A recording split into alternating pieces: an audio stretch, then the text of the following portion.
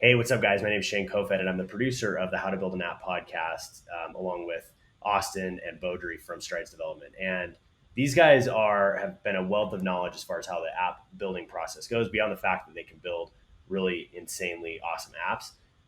I'm just surprised over and over with the depth of their knowledge when it comes to thinking through your idea, building out a technical roadmap, putting prototypes together, and I've been pretty shocked over and over at the kind of guests that they talk to and the knowledge that they have. So what I asked them to do was come on and do a quick Q&A about this offer that we'll get more in depth on. But I wanted to do a quick Q&A on basically my biggest question to Austin and Beaudry for you guys both with this App Accelerator offer that we're going to talk about is really I want to leave people with an understanding of why they should invest some money up front in strategy and in getting that right, and not just invest right away in writing code, committing code, putting app designs together, and like kind of jumping in with both feet. Because I think over and over, that's kind of what I've seen from being able to shadow some of your client calls and things like that. Over and over, that's what you guys keep pushing, and so that's kind of the tone that I want to help these founders walk away from, is understanding why they should,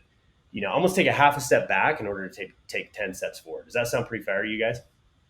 Yeah, yeah, absolutely. Cool. So Yeah, that makes total sense. maybe a way to kind of cue it up is it seems to me like if I could package up all of the conversations that I've heard and kind of the common theme between people that have built these successful apps and these people that you've interviewed, it seems like a lot of people say that they wish they almost would have taken a pause. They wish they would have spent a little bit more time on their vision, on understanding what their app really was before they just started spending money on development. Would you get to say that's fair? Yeah, yeah, no, 100%. And if we could like kind of have it like a deathbed of those, if they could tell us a couple of things, we found that they all kind of say the same thing. So really, the first one is, I would say majority of our app founders who built apps always say they wish they were more focused on and more specific on who their customer was and what problem they were trying to solve for them. I'd say that's really kind of one of the most common ones.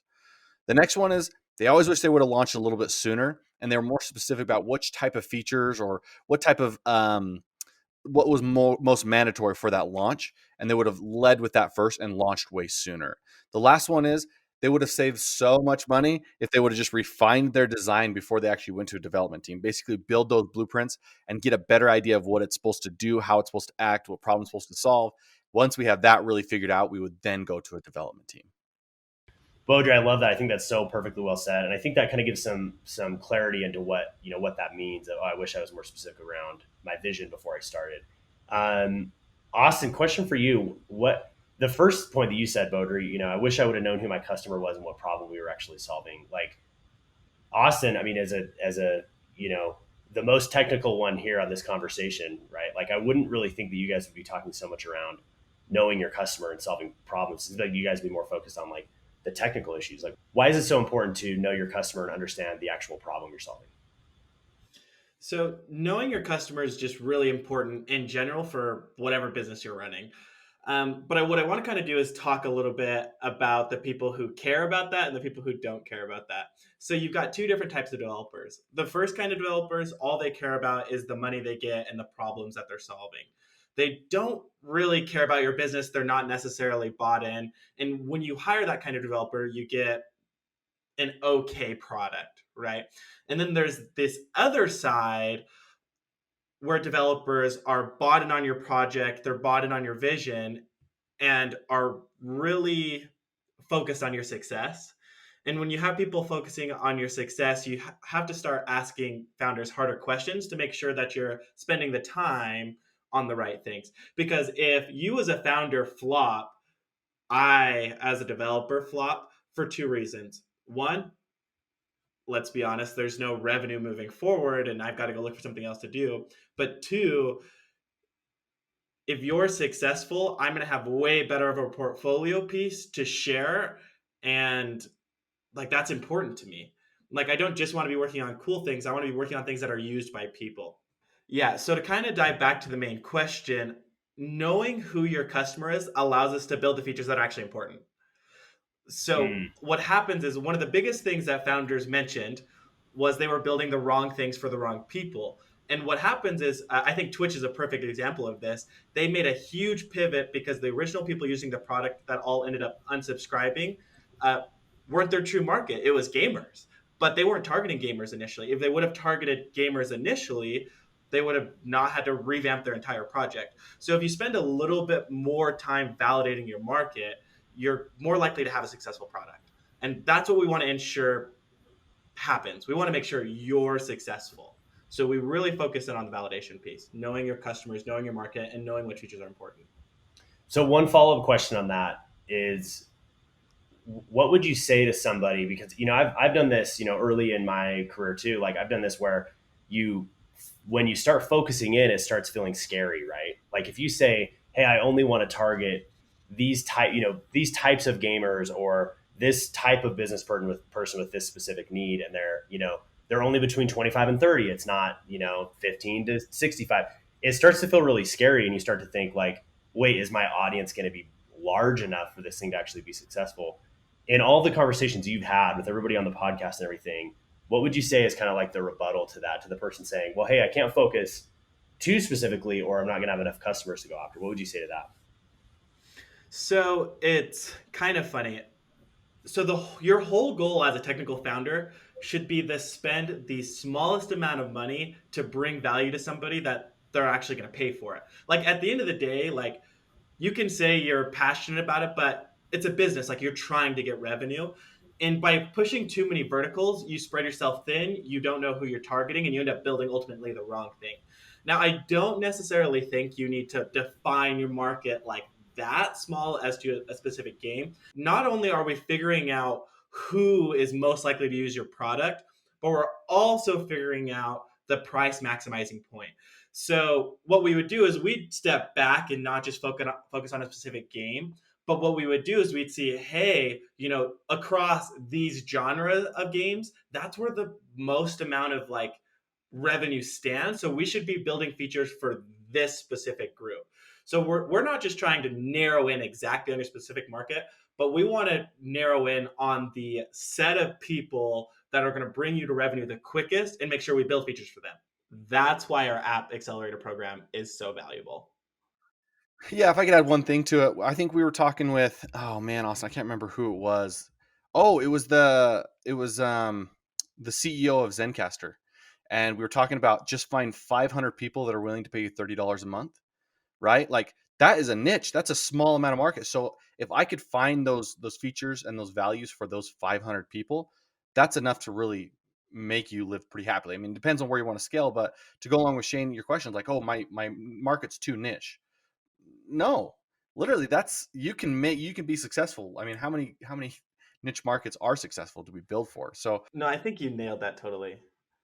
well, and the fact is, just know who your customer is. Don't worry about how many there are, but know them. Know who they are. Know exactly what they want. Know what their problems are. Know what they think about before they fall asleep. And if you can find that out, you can build value for anybody that's within that And niche. that's our whole goal at Strides, right? Like our goal isn't to try and make a $500 million company, but our goal is to get you to first $100 a month, then $1,000 a month, right? Like you need to find your first customer and then start iterating. You don't need to scale to the moon. You need to start small, get your first couple of users, and continue to build.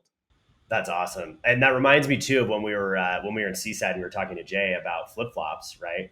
And he was almost like so laser specific that I mean, these are smart guys that have done huge business, and he was so laser specific about serving this one community that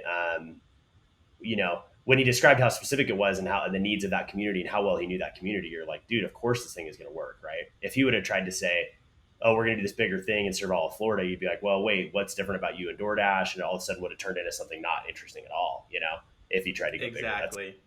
That's so interesting.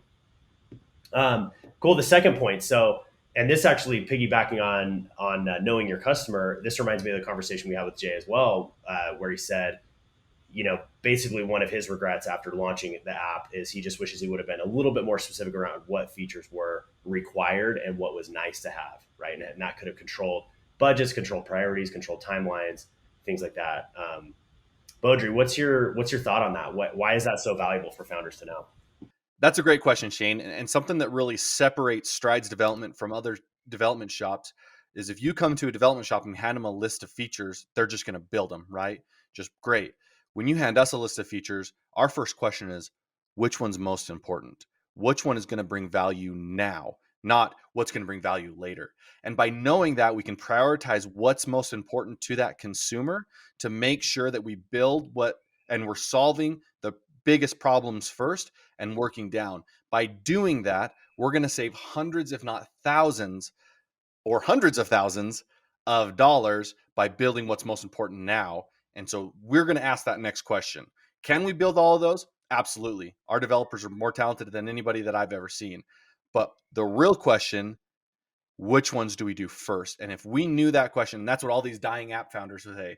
If I knew what feature to develop first and started with that, I would have saved hundreds of thousands of dollars from there. Well, and it's funny because I've seen. I mean, the conversation with Jay down at Seaside is fresh on my mind, right? But I can remember when he was saying, oh, if we had done this, this, and this would have cut, a lot of time off our development. And I've seen you guys do this over and over with clients where you take something that might take 2 years and you condense it down to say, you're like delivering things, we're delivering things in a couple of months instead of a couple of years. But it was funny thinking back to that conversation with Jay, how the overall timeline on flip flops was still only, what was it, 12 months or 9 months, Austin?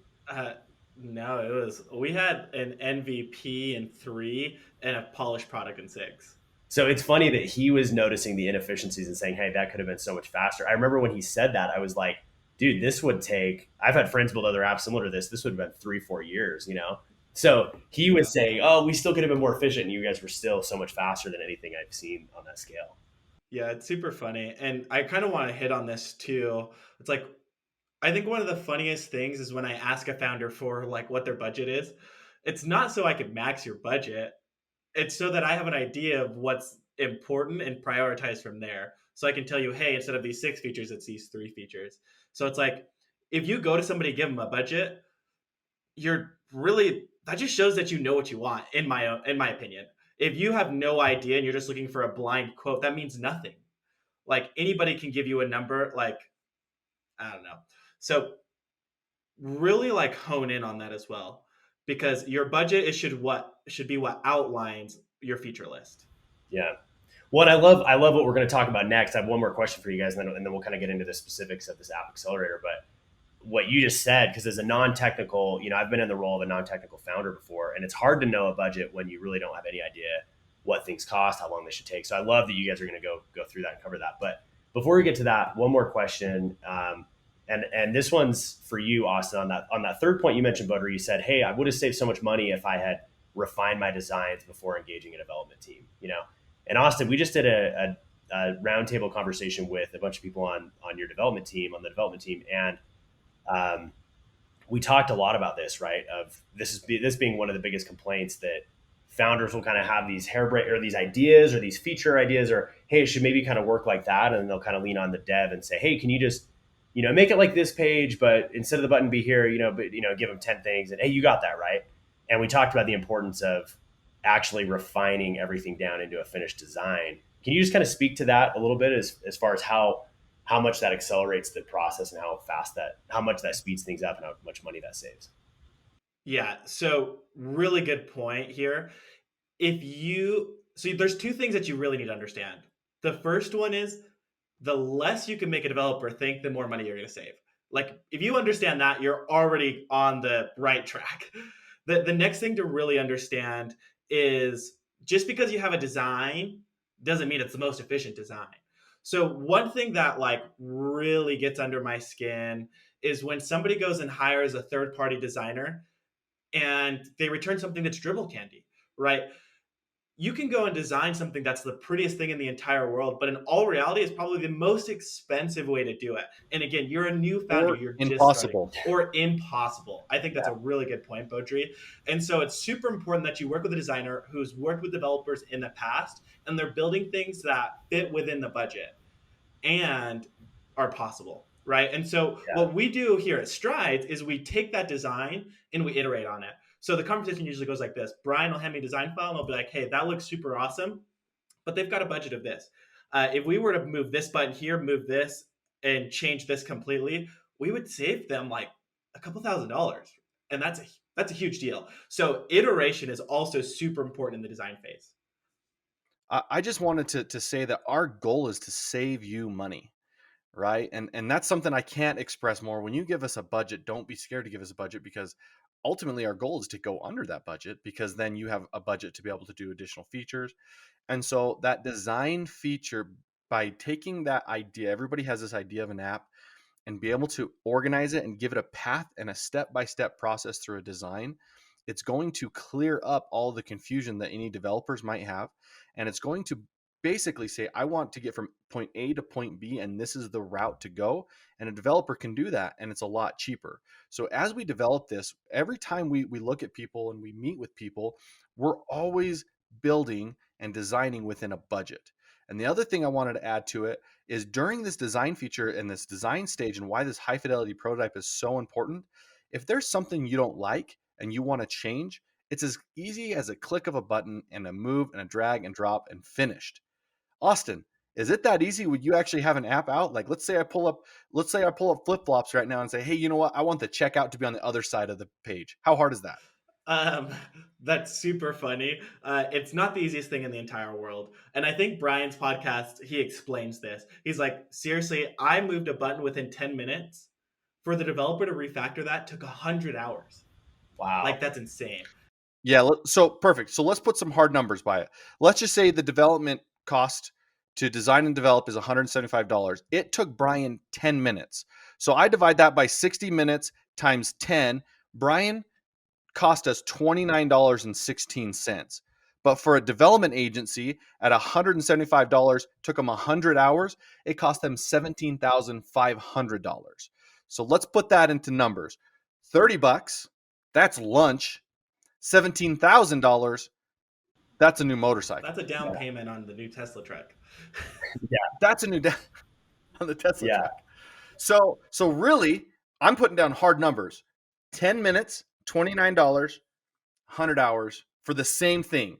So I just can't push this in your brains hard enough.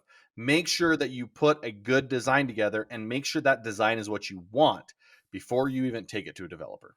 Just to put a bow on that, Bodri, I think that is exactly what we help founders solve with this App Accelerator program, right? Of saying, because I think especially first time founders are just so eager to jump in. They want to see code, they want to see backend, they want to see all this stuff. But I mean, man, if you can save that much money by just taking an extra, taking a breath, taking an extra day, taking an extra 2 days to think it through, solving it in design before you move on.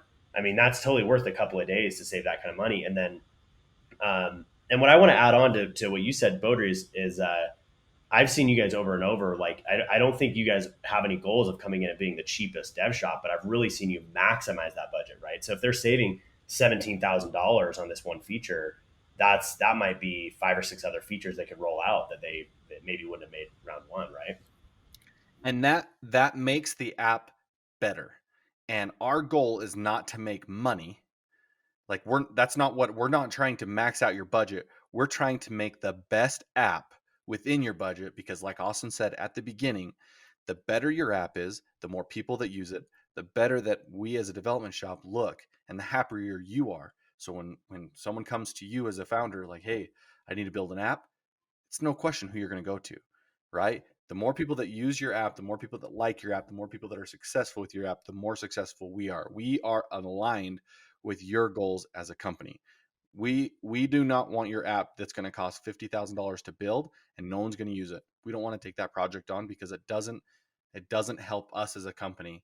And we want to maximize what your budget is, and we want to build the best app within that budget. Very cool.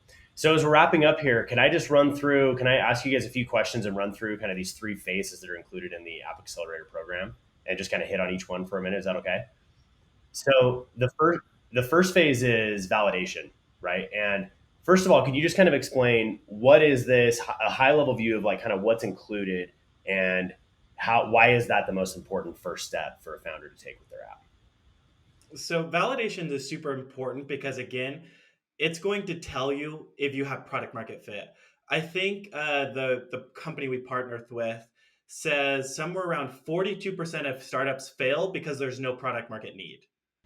So what we're doing is we're Number one actually, reason. yeah, the number one reason that companies fail is because there's no product market need. And so if we can clear that up, you increase your chances as a company succeeding a ton, right? And so what we do in validation is we talk with your customers. So we basically go and run surveys, we ask a ton of questions, we figure out what customers like, what they don't like, how much they're willing to pay. I think that's super important. And what we do is we take all this data and we flush out anybody who isn't actually in your market and show you 50 to 100 people that would actually buy your product and get their suggestions. And that's super important. And with that information, we can actually start things like branding and marketing. And I kind of want to hit on that just really quickly because if you're marketing when your app's done, you've started too late. So by having that information, you can actually build a design for your app, for your target market. You can start the important things like branding and you can start the important things like marketing. And then as a development shop, we can start with the features that are most important because we're getting information on between a scale of 1 and 10 what feature or what set of things are most important. So that's what we do in the validation. We talk with customers, we get responses, and we get feedback. Yep. And if your product might not have enough product market fit, we get what will make it. We get those features, and so then we know what is most important. Got it. And just one clarifying question on that. Does this mean that, somebody comes in with their idea and they've had, maybe they had a dream or they have a vision of this product they really want to build? Does that mean that you're going to come in and just like, kill their entire idea, or kind of walk through? I know you guys did one just recently, like earlier this week, right? And what was that process like? Like, how much did it change from the founder's original vision? And then did it change so much that the founder was like, oh, I'm not interested in that app? Or what was kind of that experience for that founder when he started seeing that data? I want to have Beaudry answer this, but I want to put a little thing in there. As a founder, if you come in with an idea and are not willing to change or move, like right there, you're probably not going to make it. So you need to be able to make pivots. And that's what our goal is. Now, I want to put out there, not everybody who comes to us is going to get product market fit, but you saved way more than you would have just developing it, right? And I think that's a big thing. Not every idea is a great idea, but if you can put a bunch of smart people in a room, brainstorm, and pivot, which is what we help do with you, you have a way more likely chance of succeeding. But Bojo, I kind of want you to talk about that. Yeah. So Shane, to kind of ask your question, yes, we might kill your dream right then and there. That's very possible. And I hate to say it, but you might have an idea that you think is great, but it could be crushed. And so we recently had a client come in, and we did the surveys and found out he had an idea of what he wanted the project to be. And Eric Espinoza, the owner of Venture Validator, we sat down in a meeting, and he goes, if you would have went to any other dev shop and had them build this, you would have failed miserably and spent tens of thousands of dollars failing at your idea. It was harsh. I was like kind of cringing when he said this. He says straight up, what you brought us, your idea would have failed, but you went to Strides instead, and then we partnered with them, and here's what's going to happen. And then he said, if we were to alter this, and this, your product market, because you need a 7.5 to be successful or On higher their score, on their matrix. And if you don't know what that is, go yep. check out our podcast. It's at Go strides.dev to our podcast. podcast. Yeah, that's how we wanted to end this. Is make sure you go see Eric Espinoza's podcast and watch this. But he goes, you need a 7.5. He wasn't there. He says you would have failed, but if you would change this, and this, we would get you to a 7.8. And so now, as a design team, we can say most important is A, B, and C. Let's design those first to make sure we get the most important product market fit beforehand. And so, really, what it comes down to is they send out all these surveys, they ask them very, very good questions, and they find out what is most important for you and if you would buy it. And yes, Shane, we might crush your dreams, guys. If you're listening, your dream might be crushed here, but guess what? You're going to save tens, thousands of dollars. And not only are we going to crush your dreams, but we might be able to salvage that dream and put it back together and be able to make it to what people want. And ultimately probably make it into something that the founder is more excited about, right? I mean, was that how what was your reaction? Everybody's more excited. The founder gets validation, Yeah. and we know that we're not building something that's going to sit on the app store and do nothing. Yeah. So literally everybody's happier. So that really, like, the validation phase really encompasses that, like, fail fast kind of idea, right? Like, hey, it's better if your dream's going to get crushed, it's better to have that happen in the first couple of weeks versus after you've you sunk your life saving into an app that's not going to go right. Yep, fail fast and pivot, and that's how we're going to do that at the beginning instead of at the end of this journey. Love it. Now let's move on to phase two. So the second part, and I know there's a lot of individual things that are included in that validation phase, but I think that really sums up kind of the point of that. Now the second phase is the prototype. So this is a clickable prototype. This is where they can actually get their app. Kind of speak to what's included in that. What level of what's the importance of that, of making that come into reality, and what does that do for the development of the app going forward? So this stage is probably the most fun for our founders. I'm just going to be honest with you, because this is the first time that you get to see the idea that you just validated. By the way, now that it's actually a good idea and people want this. You now get to see this built. This is almost like building a 3D model of your dream home, and that's really kind of what it is. So what we do is we'll meet with you on a weekly basis. You're going to pitch your idea, and we're going to pitch all the results of the validation to our designer, and our designer is then going to build it looks like a real prototype of the app, and it's clickable, and you walk through and it takes you through the user's journey. This is really, really fun for you because you get to see your app being built and come alive. But that's not why we do it. What it really does is it helps build out that frame of what Austin and the development team are going to be building. It gives them that direction. And so when we say, okay, we have a login screen and what the journey of the actual user is going to look like, we can then decide what type of features are going to be needed, what type of APIs are going to be tied in, what type of softwares are we going to have to use to build this. And it really gives us the direction of where we want to go with the actual development. So if you have a development shop who's willing to start building without doing a design, run. Yeah. I just feel like if they're not willing to do a design to show it, it's going to be expensive and it's not going to be what you want. I promise you those two things. And here's the other thing. Not everybody's a great designer. You might find a developer who's like, I can design something cool, but a developer and a designer, they're specific roles for a reason. I'm not saying no developer can be a designer and a developer, but it's super hard and really unlikely. Yeah. It's like, after being on so many of these calls with you guys, and you guys use the analogy of building a home, right? It's almost like, now, knowing what I know now, it would almost be like if you had, the guy digging your foundation, and you were like, hey, why don't you just pick out the material that we're going to use on the outside, and why don't you just pick out the floors, and you had him making all those calls, and of course it's not gonna match your vision. So the third thing that's included in this App Accelerator program is the development roadmap. Now, this is the one that I know the least about, but I know it is super important, and I know for me, when I've done projects in the past, it's really hard as a non-technical founder. It's hard to manage technical people. And so this one made me really excited, Austin, when you've kind of shown me what's included in this, and you've walked through what happens for some of the clients you've done this with, we've done this with. Can you kind of explain in detail what's included in the development roadmap, and why is it so important? So basically what the development roadmap is we take this design file and we're going to go through this screen by screen, and we're going to try and make a technical decisions. So for example, we need to figure out where you're going to save your information, how, like, what's going to tell the app what needs to be displayed. So we're going to go basically all the way through your app, and we're going to build a quote for you.